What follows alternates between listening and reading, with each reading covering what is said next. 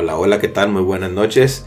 Los saludamos esperando que se encuentren muy bien. Hoy estamos muy emocionados porque estamos grabando nuestro 10º episodio. Bueno, que en realidad son 11 porque por ahí anda ya un episodio especial. Pero este es el 10º oficial de Ya se murió Benjamín. Y es un episodio muy especial. ¿Por qué? Porque es el 10º, porque es el último de este año 2020. Entonces es el último capítulo que estaremos compartiendo con ustedes. Ya después de este capítulo pues nos veremos hasta el año que viene, por así decirlo. Nos vemos el próximo año.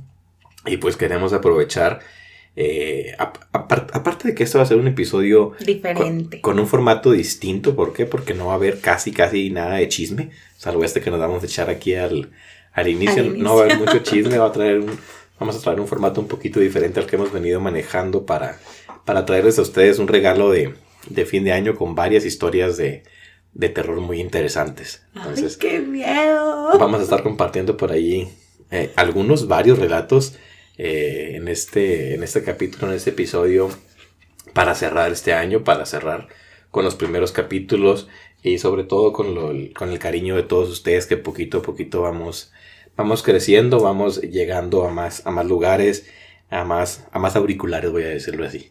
Poco a poco llegamos a más auriculares que nos escuchen. Entonces pues al menos de mi parte les deseo que este año haya sido de mucho aprendizaje, que verdaderamente les haya ido muy bien y sobre todo que agradezcamos lo poco o lo mucho que tenemos, que aprendamos a ser agradecidos por el momento que estamos viviendo, porque a pesar de las circunstancias pues todo deja un aprendizaje y todo debe ser para que crezcamos cada vez más, ¿no? Y pues ya de cara al año que viene, pues espero y esperamos realmente que sea un año muy fructífero para todos.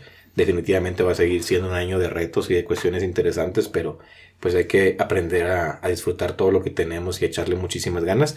Estamos muy contentos con este proyecto que pues prácticamente nace a finales de 2020. Y verdaderamente esperemos que este 2021 pues también nos permita crecer más y seguir aprendiendo muchísimo en esto que tiene que ver con el podcast digital y con este tipo de plataformas. Entonces, de mi parte, mis mejores deseos, les mando un gran abrazo, te mando un abrazo muy grande a ti que nos escuchas en tu auricular. Entonces, pues sí, mis mejores deseos, espero que el próximo año todo te vaya de maravilla y que poco a poco construyamos una comunidad cada vez más grande, unos de un lado del micrófono y el otro con los auriculares. Así es, pues de mi parte igual les deseo que pasen un muy feliz año y claro, iniciar un año pues en grande, iniciarlo con la mejor manera, con el pie derecho, no con el pie izquierdo como en el primer episodio. Pero bueno, nosotros estamos muy agradecidos, muy felices, muy contentos en esta casita de Ya se murió Benjamín. Y como comentaba César, cada vez se va acercando más gente a nosotros, lo cual nos llena de alegría, de felicidad, poder ver que vamos entrando pues a más auriculares, como dices. Como dije ahorita. Y así es, hoy traemos el primer episodio y se nos hizo un momento muy adecuado para cerrar el año con el primer episodio de Relatos de Terror, porque realmente nos habíamos enfocado un poquito más en crimen real, en lo que eran las desapariciones, y el día de hoy pues vamos a cerrar con el año con este episodio que es de Relatos de Terror. Recolectamos algunos relatos pequeños, son varios, y pues sí, va a ser un poco sin tanto chisme, más bien nada más va a ser así la temática de estarle leyendo estos relatos para que los escuchen en la noche. Nosotros de hecho los estamos grabando de noche, a ver cómo nos va. Como todos los episodios.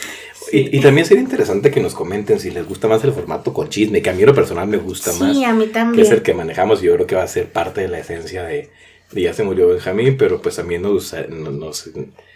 si nos comparten por ahí sus comentarios qué les parece con chisme o sin chisme, pero yo creo que a todo el mundo le gusta más el chismecito. Sí, porque igual, como lo hemos hablado ya anteriormente, tratamos temas bastante delicados, entonces agregarle un poquito de chismecito, pues como que aligera un poquito el escuchar, porque es muy frustrante escuchar este tipo de casos. Y como realmente pues son historias, relatos que probablemente son inventados, ni siquiera son verídicos, entonces realmente no está ese lado de chisme. No sabemos si estos relatos son inventados, son verdad. Simplemente son relatos que se nos antoja contárselos para que ustedes los escuchen, ya sea de noche o y que les dé miedo. Y que les dé miedito. El objetivo es que nos dé miedo y que les dé miedo. Así Yo es. en lo personal no soy nervioso. No es muy fácil que este tipo de cuestiones me den miedo.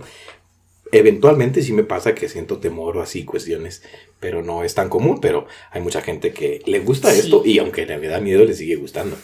A mí, por ejemplo, yo soy una persona que me da mucho miedo este tipo de cosas, de escuchar o de ver películas de terror, pero me encanta. Hablar de terror me gusta, ver películas de terror me gusta, pero sí soy miedosa. Sí me... ¿Escuchaste ese ruido? Sí, justo me robaste eso a mí.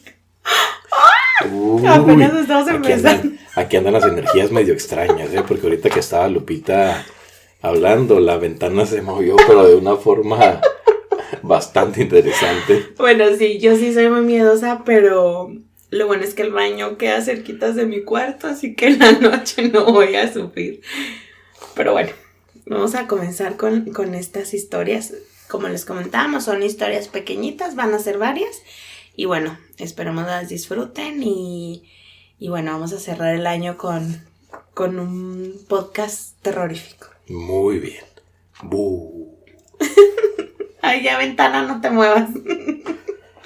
Bueno, voy a empezar yo y luego va a continuar César y así va a ser la mecánica del capítulo. Una historia cada quien. No tengas prisa. Se acercaba el cumpleaños del abuelo Emilio y sus familiares le estaban preparando una fiesta sorpresa. Solo faltaban un par de detalles en los que se necesitaba la colaboración de la abuela. Sin embargo, no pudieron encontrarla cuando la llamaron, por eso dejaron un mensaje en la contestadora. Horas más tarde, Juan vio que un taxi llegaba hasta la puerta de su casa, y de ahí bajaron los abuelos. Sabiendo el tema a tratar, rápido el chiquillo fue por el viejecito para entretenerlo en su habitación mientras los demás hablaban sobre su fiesta. El pobre ancianito lucía muy cansado, hacía esfuerzos para sonreír ante todas las gracias de Juanito, pero no pronunciaba ni una sola palabra. Pasado un rato el niño se dio cuenta del semblante tan triste que su abuelo tenía, hasta parecía que las lágrimas estaban atrapadas en sus ojos. Quiso abrazarlo para consolarlo, sin embargo, el hombre levantó su bastón, apuntándolo hacia el chico para que éste no se acercara más. Esa actitud era muy extraña. El abuelo jamás se había negado a un abrazo, por lo que el niño comenzó a interrogarlo. Mucho era lo que hablaba, poca la respuesta que recibía. El anciano seguía cabizbajo, casi llorando, y entre sollozos lo único que pudo decir al respecto de tal rechazo fue: «No tengas prisa, ya lo sabrás». En ese instante la madre del niño lo llama desde la planta baja. El chiquillo atendió el llamado solo para recibir la triste noticia de que el abuelo había fallecido, algo que le fue tan difícil de creer ya que él estaba en su cuarto. Solo pasaron unos segundos desde que lo vio por última vez. Sin decir nada, subió rápido las escaleras de su abuelo. Solo pudo ver una translúcida silueta que tras un saludo de marinero desapareció en uno de los muros de la casa. La caja negra de Majalca. Durante un fin de semana, 5 jóvenes alistan su equipaje para ir de paseo al rancho de una amiga. La mamá de uno de ellos les dice que no regresen muy tarde, porque allá suceden cosas muy extrañas. Uno de los muchachos, que solía hacer bromas muy pesadas, se va burlando en el camino de los comentarios de la mamá del joven. ¿Quién imaginaría lo que iba a ocurrir? Por el domingo, el día de regresar, se les hizo un poco tarde. La lluvia comenzó a caer y apresurados salen rumbo a la ciudad de Chihuahua. Pero para su mala suerte, se les poncha una llanta de la Caribe y no traían algún gato ni herramienta para desponcharla. Buscaron piedras a su alrededor para poner el repuesto, pero no encontraban ninguna. A lo lejos, un montón de piedras se veían, y al quitar una de ellas, se vio una gran caja negra. Al destaparla, un cadáver momificado, lleno de joyas y con un gran anillo en la mano derecha, los sorprende y los aterroriza. Todos se sienten mareados y con náuseas, pero a Luis, el joven bromista, se le ocurre quitarle el anillo de su mano. Cuando sin querer le arranca la mano, y un líquido verde y rojizo sale a chorros y salpica a Luis. Pronto salen todos a pedir ayuda, cuando un automóvil Gran Marquis negro se para y les ofrece su ayuda, diciendo que el muchacho se ve muy pálido, refiriéndose a Luis, y ofrece llevarlo al hospital en la ciudad de Chihuahua. Al ir Luis de camino, observa a su acompañante, una mujer fría pero que era manca. Luis, sin romper la costumbre y por amabilidad, le pregunta: ¿qué le pasó en su mano? La mujer, enfurecida, le contesta: tú me la quitaste. Más adelante, en la carretera 45, fue encontrado el cadáver de Luis. El médico legista dio como diagnóstico muerte por infarto al miocardio. El hombre de los sueños. En enero de 2006, un psiquiatra de Nueva York recibió una consulta a una de sus pacientes como un día cualquiera. En aquella sesión, la joven le explicó que había soñado en repetidas ocasiones con un hombre al que ni siquiera conocía. Tenía una calva incipiente, las cejas muy gruesas y los labios extremadamente finos, en especial el superior. Mientras oía la descripción, el facultativo dibujó el retrato del sujeto. No le dio mayor importancia y lo dejó sobre la mesa. Las tornas cambiaron cuando, en sus siguientes consultas, 2 pacientes más aseguraron haber visto al mismo hombre en sus sueños. El psiquiatra decidió hacer copias del dibujo y enviarlo a varios compañeros de su profesión. Meses después, vieron que el número de personas que habían soñado con él no paraban de aumentar y optaron por crear una página web en la que se registraran todas sus apariciones. Los facultativos descubrieron que el misterioso hombre se había colado en los sueños de cerca de 2,000 personas. Sus apariciones son de los más dispares. Uno de los pacientes aseguró haberlo visto vestido de Papá Noel. Otro dijo haberse enamorado en cuanto lo vio. Y un tercero asegura que cuando sueña que vuela, el hombre lo hace junto a él y nunca habla. El fenómeno ha dado pie a múltiples teorías conspirativas. Una de ellas señala que el intruso es una persona real con la habilidad de irrumpir en los sueños. Otra incluso afirma que se trata de un proyecto oculto de los gobiernos para controlar las vidas de los ciudadanos. La hipótesis más científica, sin embargo, indica que este rostro forma parte de la conciencia común. ¿Y a ti? ¿Alguna vez se te ha presentado en tus sueños? Historia del primer amor. Todas las noches, él esperaba junto a su ventana para verla pasar. Sin falta, exactamente a las 10:23 de la noche, ella doblaba la esquina, vestida con su uniforme escolar verde, sin importar que fuera fin de semana. Llevaba siempre gruesas mallas y largas mangas a pesar del calor. Apenas podía verse una parte de su rostro, entre aquella larga y oscura cabellera que caía hasta la cintura. Para él todo transcurría en cámara lenta. Tenía solo unos segundos para admirarla, antes de que ella se perdiera nuevamente en la siguiente esquina. Aquellos cabellos más oscuros que la noche se tornaban luminosos y plateados al reflejar la luz de la luna, y se merecía aparentando vida propia con el más leve viento. Eran esos momentos que podía apreciar su blanco y terso rostro, que la mayoría del tiempo estaba escondido. Sus pasos eran tan ligeros que ni siquiera se escuchaba el chocar de los pies contra el suelo. El chico estaba totalmente enamorado, aunque no supiera ni su nombre. Pero se había decidido a cambiar las cosas. Así que salió por su ventana, para ir tras ella, preguntarle su nombre, acompañarla a casa, pedir su teléfono o cualquier cosa que lo acercara más a ella. Cuando él dobló la esquina, ella ya estaba en medio del parque, donde la molestaba un grupo de vagos mientras ella seguía caminando tímidamente.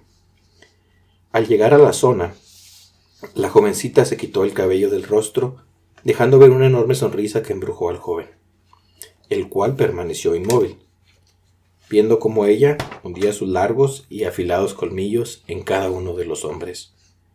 Los levantaba por los aires como si fuesen simples hojas de papel, desgarrándoles la piel para disfrutar de su sangre. La enorme cabellera servía para cubrir un par de pequeñas y negras alas, que se agitaban velozmente al ritmo de cada una de sus mordidas. Viéndola en todo su esplendor, el joven no pudo hacer otra cosa que enamorarse más de ella. El color de la sangre en sus labios solo la invitaba a besarla. El revolotear de sus alas solo le anunciaba que debía abrazarla con fuerza antes de que ella se fuera volando. Solo quería tenerla entre sus brazos, aunque para ella el chico no fuera más que un postre, después de tan suculenta cena. El visitante nocturno. Leonor se mudaba de nuevo. A su madre le encantaba la restauración, así que su predilección por las casas antiguas empujaba a la familia a llevar una vida más bien nómada. Era la primera noche que dormían ahí, y como siempre, su madre le había dejado una pequeña bombilla encendida para espantar todos sus miedos. Cada vez que se cambiaban de casa, le costaba conciliar el sueño. La primera noche apenas durmió. El crujir de las ventanas y del parque la despertaba continuamente. Pasaron 3 días más hasta que empezó a acostumbrarse a los ruidos y descansó del tirón. Una semana después, en una noche fría, un fuerte estruendo le sobresaltó.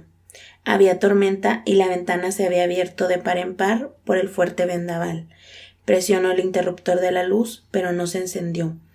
El ruido volvió a sonar, esta vez desde el otro extremo de la habitación. Se levantó corriendo y con la palma de la mano extendida sobre la pared empezó a caminar en búsqueda de su madre. Estaba completamente a oscuras. A los 2 pasos su mano chocó contra algo.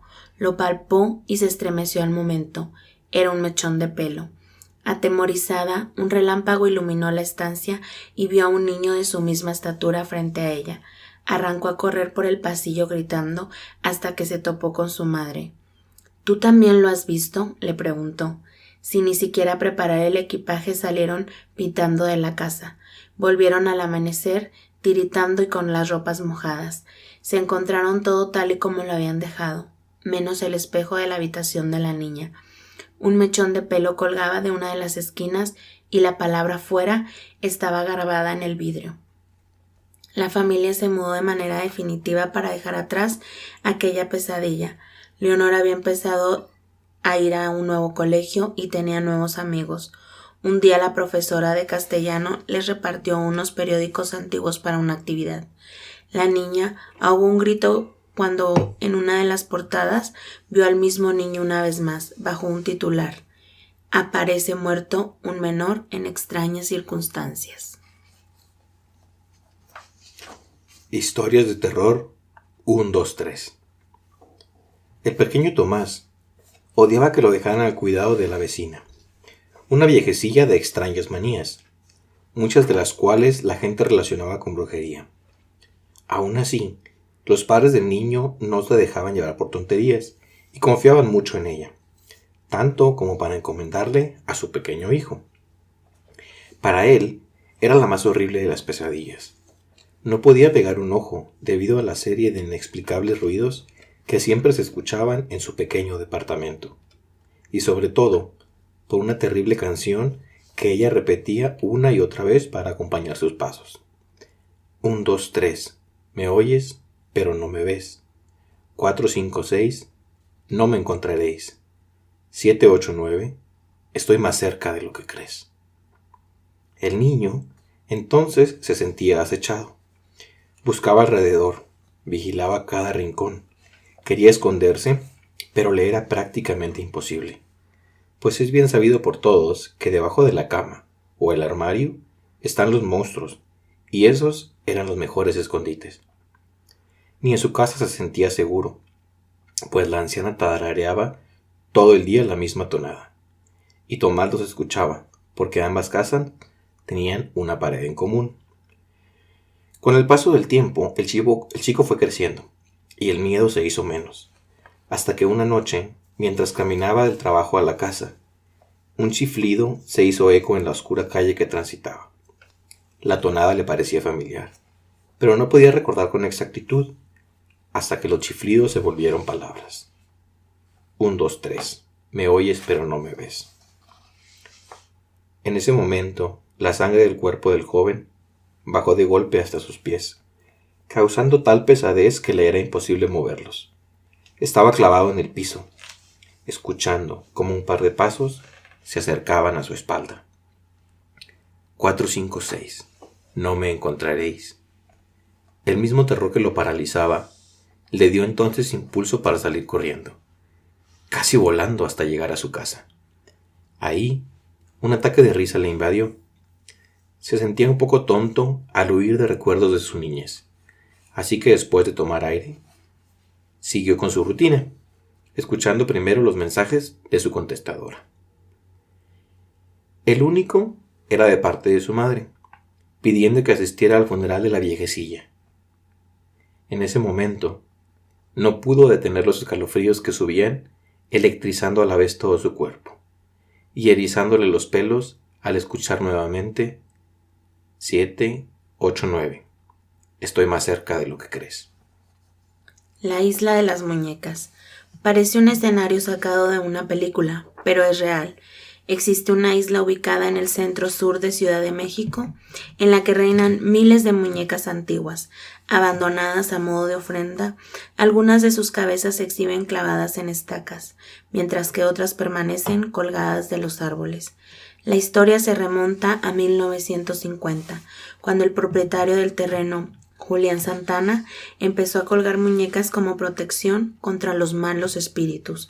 Santana creía que había sido maldito.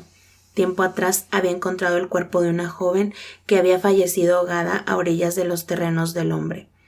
Empezó a convertirse en protagonista de episodios paranormales.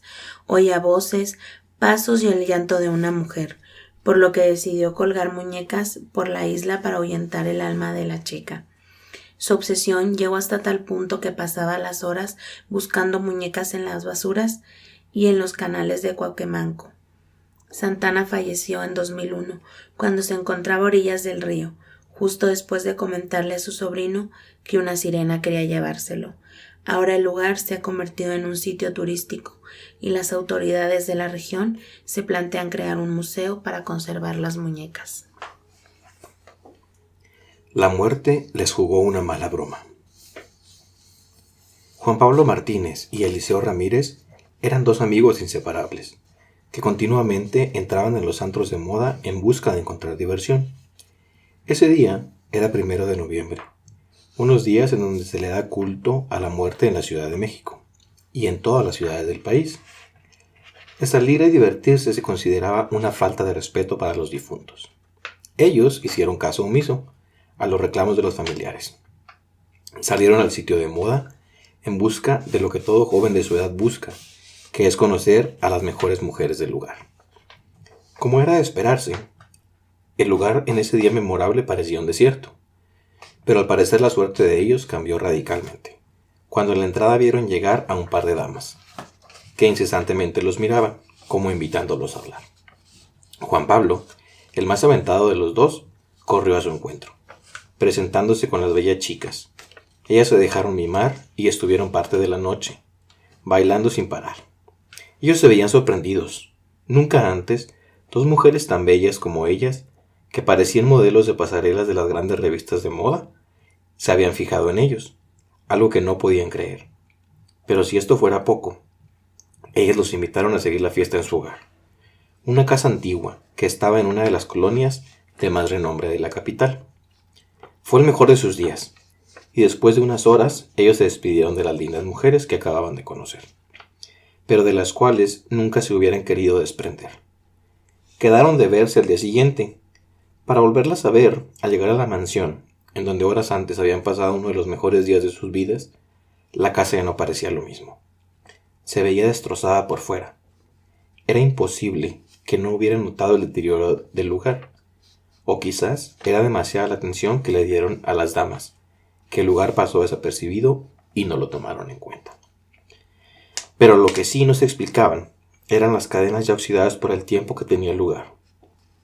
Tocando y gritando a sus amadas para que los dejaran entrar, fue así como varios vecinos salieron por todo el alboroto que estaban causando los jóvenes, en busca de que salieran de la casa. Cuando se dieron cuenta, a las palabras de los vecinos, que en ese lugar tenía muchas décadas de estar abandonado, y tan solo se sabía que las hijas de un acaudalado hombre de negocios, se habían encontrado muertas, debido al escape de una tubería de gas. Con lo que el padre de ellas, hundido en la tristeza, abandonó el lugar. Pasó mucho tiempo, y nadie nunca en muchos años pisó ese lugar. No se supo nada del padre de las chicas de esa lamentable tragedia.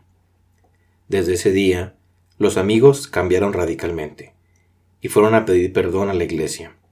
Habían faltado al respeto del Día de los Muertos, y ellos por mucho tiempo dejaron de salir como habitualmente lo hacían. Por siempre se preguntaron si ese día, que fue de los más felices de sus vidas, lo habían pasado a largo de personas muertas, hasta que uno de ellos buscó en la red la historia del lugar, viendo que 20 años atrás, las 2 damas que conocieron en el antro eran las que habían muerto. Todo quedó claro para ellos. La muerte les había jugado una mala broma, una historia de terror que ellos 2 nunca olvidarán. La cabaña. Esta es la historia de un cazador que un día fue al bosque a hacer precisamente eso, cazar. En su travesía decidió cambiar de rumbo para dar diversidad a su oficio, así que giró su camioneta y la estacionó frente a un bosque desconocido que tenía la fama de ser abundante en presas grandes. Fue con su escopeta afianzada a sus manos en espera de algún animal descuidado, pero no pudo ver más allá de su nariz, ya que de repente una abundante niebla se apoderó del panorama. Esta resultaba tan espesa y profusa que el cazador no pudo dar con su rumbo de origen y se adentró en el bosque más de lo que había planeado. Caminó y caminó, frotando sus manos en sus antebrazos, pues la niebla trajo consigo un frío atroz, que le caló hasta los tuétanos al pobre cazador, mientras un marcado humo blanco salía de su boca con cada respiración. A su vez, temblando como una hoja, el cazador comenzó a dar gritos desgarradores por la desesperación, ya que sintió que 2 días enteros habían pasado. Sentía hambre, sed, frío y angustia, hasta que a lo lejos de repente divisó una pequeña cabaña de madera. Fue corriendo hasta la cabaña y debido a su desesperación entró sin siquiera tocar. Todo estaba oscuro, así que como pudo encontró un pequeño interruptor, pero cuando se iluminó la única habitación, el horror pasó por sus ojos al ver un conjunto de cuadros con retratos de personas mirándolo fijamente. Unos tenían el rostro completo, pero otros no exactamente. A unos les faltaban los ojos, a otros 2 dientes y a otros todo el rostro. Sin embargo, cansado, confuso, aterrorizado y a su vez aliviado por haber encontrado un refugio, sin importar su apariencia, decidió que cualquier agujero sería mejor que aquella tortura despistante, por lo cual sacó una manta y prácticamente se desmayó, debido al hambre, sed y la angustia. Sin embargo, pasado el tiempo, el hombre se despertó, de repente debido a una luz agobiante pegándole en el rostro, y en ese momento, al ver la manta que había usado frente a él, se dio cuenta de que aquellos cuadros no eran retratos, eran ventanas. Historia de miedo debajo de los puentes. El sol se escondía lentamente tras los altos edificios, dejando que las frías sombras ennegrecieran el paisaje. La gente volvía con prisa a sus hogares, antes de que la niebla les impidiera ver un paso frente a ellos. Suerte para aquellos que tenían auto o alcanzaban el transporte, mientras que otros tantos se dedicaban a caminar largas distancias entre calles, caminos y puentes. La helada noche era apresada por el silencio, creando un tétrico panorama para los transeúntes. Pero no había otra opción, más que seguir caminando. Así lo hacían Luis y Roberto, un par de amigos que vivían en el mismo barrio y se encontraban al salir de sus respectivos trabajos para no realizar aquel viaje solos. Por seguridad, tomaban diversas rutas según la situación lo ameritaba.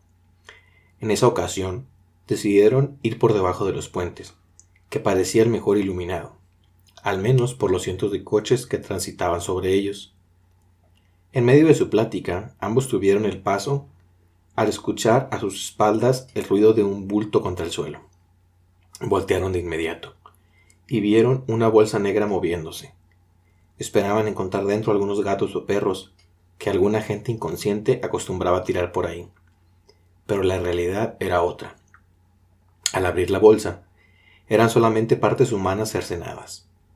Uno de ellos cayó de rodillas volviendo el estómago, mientras el otro saltaba y corría alrededor lleno de pánico, el cual solamente creció al ver que todos aquellos miembros se movían, tal como si tuvieran vida propia. Se dirigían hacia ellos con una agilidad tremenda. Los brazos eran arrastrados por los dedos, dejando detrás solo un rastro de sangre. Las piernas tomaban impulso y saltaban, mientras el torso rodaba exponiendo sus entrañas. El chico que estaba de pie tenía toda la intención de salir corriendo, pero no quería dejar atrás a su amigo, que seguía tirado en el suelo, casi muerto de miedo. La situación llegó al tope, cuando la cabeza salió del fondo gritando y chillando de una forma que jamás los chicos habían escuchado. Tanto dolor, tristeza, miedo, frustración y venganza saliendo de aquella boca putrefacta y hecha a pedazos. No se necesitaba más para activar el instinto de supervivencia de cualquiera de los dos muchachos que salieron disparados sin detenerse hasta llegar a su casa. No querían contar lo sucedido, por lo inverosímil que les resultaba, pero finalmente decidieron reportar anónimamente a la policía que había un cuerpo metido en una bolsa debajo de los puentes. Al día siguiente en las noticias se mencionó el hecho, pero solamente como una broma de mal gusto, que les hizo recordar cuando 3 años atrás una chica fue encontrada en esas mismas condiciones. Dilo de nuevo, dijo el padre a su hijo. Lo siento, papá, le respondió el pequeño. Debes decirlo de nuevo, no te creo en lo absoluto, insistió el hombre. Papá, en serio, no fue mi intención, pero el padre seguía sin creerle, por lo cual abofeteó al pequeño hasta que un rojo carmesí se apreció en ambas mejillas. Maldita sea, no te creo. Y en eso, el pequeño entre lágrimas y sollozos desgarradores balbuceó. Yo no quería hacerlo, no quería dejar mis juguetes en la escalera, no quería que mi mamá se resbalara, fue un accidente. No quería que muriera, en serio, lo siento muchísimo, papá. El padre miró fijamente hacia donde estaba tirado el pequeño y con una sonrisa le indicó. Perfecto, ahora sí creo en ti. Así, justamente así, debes decírselo a la policía. La casa embrujada. Matías estaba muy orgulloso del rumbo que estaba tomando su vida. Había empezado comprando una pequeña casa para repararla y después venderla al mejor precio. Tras unos años de realizar esta práctica de forma continua, se encontraba comercializando mansiones. Ahí estaba, parado frente a lo que creía su mayor logro, un hermoso caserón de una antigua fachada. Estaba esperando por su cliente, mientras admiraba los hermosos ventanales, y observó algo moverse dentro de la casa. Tomó su celular para llamar a las autoridades, pero vio entonces salir un par de pájaros por un hueco de las ventanas. De inmediato subió hasta el segundo piso, para hacerse cargo él mismo del desperfecto antes de que llegara su cliente, pues quería que todo estuviera perfecto para cerrar el trato al momento. Al abrir la puerta de la habitación en cuestión, sintió un viento frío que lo hizo tiritar, pero de igual manera lo relacionó con el agujero de la pared. Al avanzar un par de pasos más, notó que el hoyo no cruzaba hasta el interior, solo se encontraba por fuera, y el viento era demasiado violento para provenir de alguna filtración. Quiso entonces salir, pero se llevó un gran susto, pues la puerta se cerró súbitamente casi en sus narices. El golpe fue tan fuerte que no pudo abrirla. Tras varios intentos, empezó a agitarse, porque sentía en su espalda un gran escalofrío, y mucho más intenso fue al escuchar que alguien se quejaba dentro de la misma habitación. No sabía si voltear o tirar la puerta, pero ninguna de esas opciones valió cuando escuchó hundirse la madera tras él, y una voz cavernosa pronunció su nombre. Se le fue toda la fuerza del cuerpo y cayó al suelo tan diluido como si no tuviese un solo hueso en el cuerpo, como si fuera tan solo un pedazo de gelatina, temblando igual que ella. Por suerte, su vista estaba demasiado borrosa para apreciar a detalle la horrible figura que se erguía ante él. En un intento desesperado por escapar de aquella cosa que lo acechaba, se tiró por la ventana. Al volver en sí, con el rostro ensangrentado, miró hacia la ventana, y aquello estaba aún ahí. Matías dejó entonces escapar sus sueños.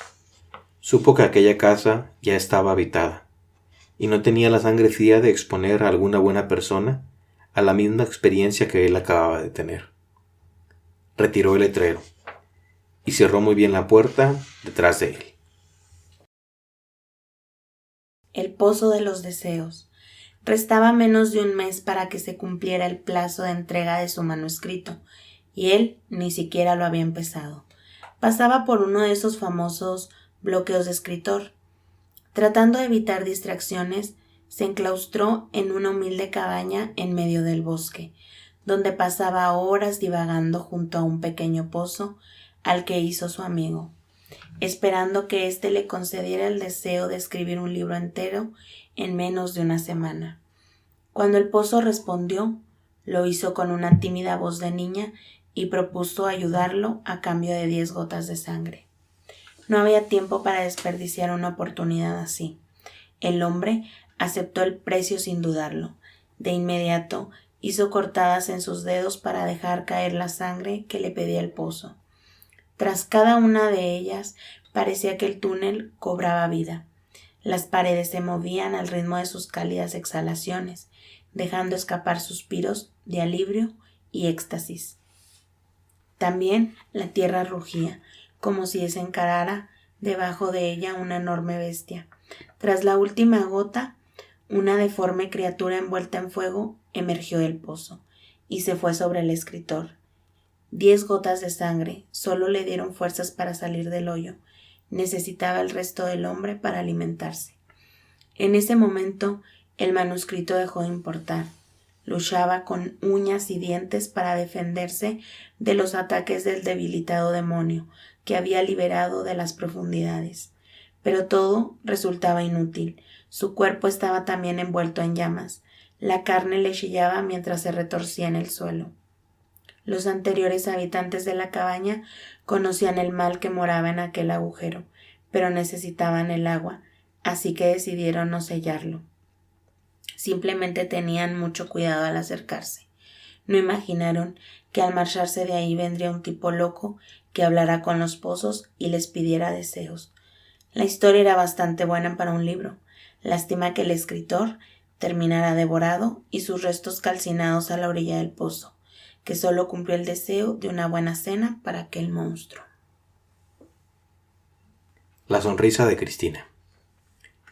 La noche se tornaba sombría. La escasa iluminación de las calles era absorbida por la oscuridad, llenando todo de penumbras, que solo se acompañaban por el sonido de la lluvia golpeando el asfalto. Las personas se habían guardado en sus casas, solo quedaron aquellos que caminaban por necesidad.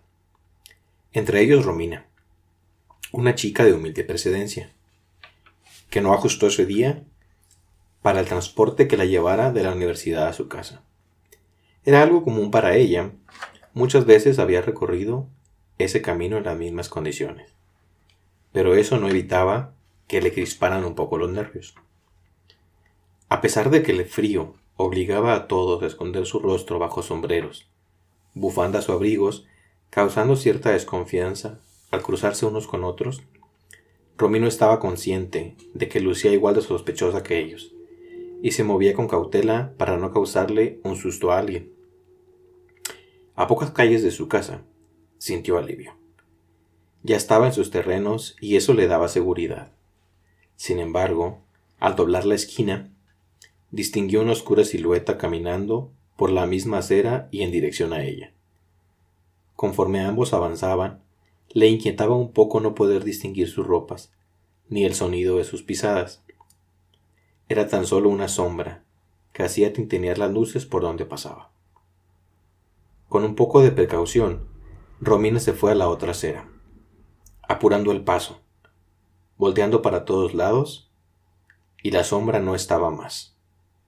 No estaba más en la lejanía, se había posado frente a ella, sujetándola fuerte del cuello, robándole la vida y arrastrándola a lo más profundo del sufrimiento eterno.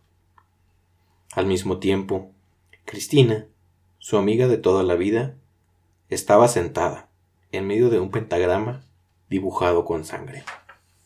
Le pedía al maligno que se llevara a Romina y la mantuviera cautiva en el infierno, pues sentía mucha envidia de ella y no quería verla más en este mundo. Los días pasaron. Romina seguía desaparecida ante la consternación de todos sus allegados, excepto de Cristina, que ocultaba su sonrisa, pues estaba contenta de que sus ruegos fueron escuchados. La dama de rojo. Cada fin de semana la rutina era la misma. Ella salía del trabajo a prisa para llegar a casa y tomar un aromático baño. Luego se sentaba horas frente al espejo embelleciéndose. El toque final, siempre un vestido rojo, porque le gustaba llamar la atención. Además, hacía resaltar su hermosa piel clara, labios carmín y la sedosa cabellera negra que cubría un poco el gran escote en su espalda. Volvía de su gran noche de fiesta, luciendo tan hermosa como al salir de casa, solo que el cansancio de tanto bailar la obligaba a cargar sus tacones en mano, mientras el cemento frío e irregular por el que caminaba masajeaba sus pies a cada paso. Ese camino lo recorrió tantas veces que podía fácilmente llegar a su destino con los ojos cerrados si así lo quisiera, por lo cual no le molestaba dejar caer sus párpados para dedicarse a escuchar y oler la noche que tanto le fascinaba. Avanzaba lentamente, buscando sorprenderse con algún detalle que pudo ignorar.